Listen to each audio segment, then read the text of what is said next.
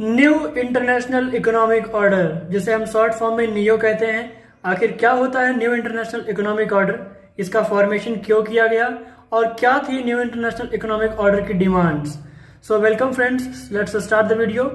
जो new international economic order है, ये न्यू सेट ऑफ प्रपोजल्स है which has been advocated by the developed countries so that they can end the economic colonialism of the developed countries, जिससे कि वो एक new complex interdependent economy को establish कर सकें। क्योंकि अब तक क्या होता था कि उनका ग्रेटर रोल था नहीं इंटरनेशनल इकोनॉमिक ऑर्डर में और उनकी उतनी इंपॉर्टेंस भी नहीं थी। सो वो चाहते थे कि जो न्यू इंटरनेशनल इकोनॉमिक ऑर्डर हो वो थोड़ा चेंज हो, क्योंकि जो अब तक ट्रेडिशनल था वो उतना अच्छा नहीं था।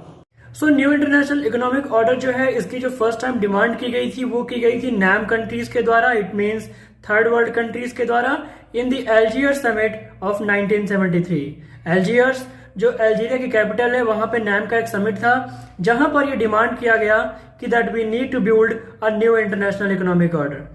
सो यूनाइटेड नेशंस में जब इसकी डिमांड रखी गई तो यूनाइटेड नेशंस ने 1 मई 1974 को न्यू इंटरनेशनल इकोनॉमिक ऑर्डर की डिमांड को मंजूरी दी। सो होना क्या था, अंकटाड ने भी, United nation conference on trade and development ने 1972 में अपनी एक रिपोर्ट पब्लिश की, जिस रिपोर्ट का नाम था towards a new trade policy for development.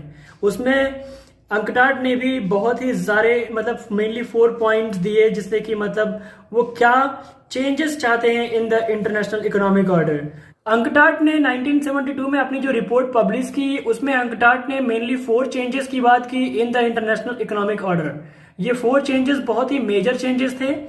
जो पहला चेंज था वो ये कहता था कि now that the developing countries और the least developed countries LDCs they may have a greater control over their natural resources. It means जो कंट्रीज हैं ग्लोबल साउथ की, उनके जो अब रिसोर्सेज हैं वो एक्सप्लॉइट नहीं किए जाएंगे by the global north, bye the developed countries. और जो दूसरा पॉइंट था वो ये कहता था कि जो डेवलपिंग कंट्रीज हैं, एलडीसीज हैं, ग्लोबल साउथ की कंट्रीज हैं, इनका जो फिनिश प्रोडक्ट्स है, they may have access to the western markets. अब ये भी अपने फिनिश्ड गुड्स को जो ये एक्सपोर्ट कर सकेंगे इन द वेस्टर्न कंट्रीज और इन द डेवलप्ड कंट्रीज।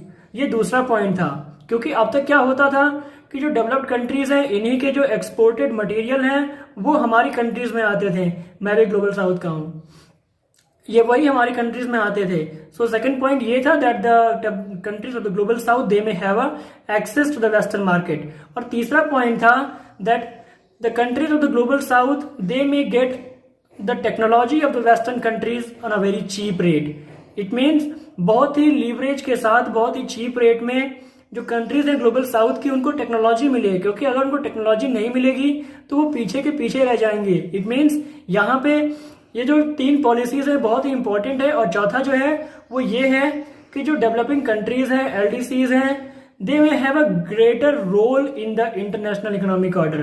क्योंकि अब तक क्या होता था कि जो आईएमएफ है और जो वर्ल्ड बैंक है, और मेनली इनको दोनों को इग्नोर भी कर दें तो जो वर्ल्ड ट्रेड ऑर्गेनाइजेशन है, WTO है, इसमें जो है जो कंट्रीज हैं ग्लोबल नॉर्थ की, उनका जो से है, उनकी इंपॉर्टेंस ज्यादा है, वो उसको अपने अकॉर्डिंगली यूज करते हैं। सो अब ऐसा नहीं होगा।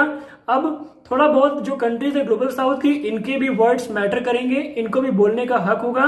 They may get a greater role in the international economic order. So ये थे 4 इंपॉर्टेंट प्रिंसिपल्स और 4 major changes which were expected to be happened in the new international economic order. So मैं उम्मीद करता हूं कि आपको ये वीडियो पसंद आई होगी about new international economic order. आप हमारी ऐसी और वीडियोस देखने के लिए चैनल को सब्सक्राइब कर सकते हैं। और जो न्यू इंटरनेशनल इकोनॉमिक ऑर्डर था, ये बहुत ही इंपॉर्टेंट था, क्योंकि जो कंट्रीज हैं ग्लोबल साउथ की, उनको पॉलिटिकल इंडिपेंडेंस तो मिल गई थी बट इकोनॉमिक इंडिपेंडेंस नहीं मिली थी। So thank you friends, this is end of the video. Please subscribe. Thank you for watching.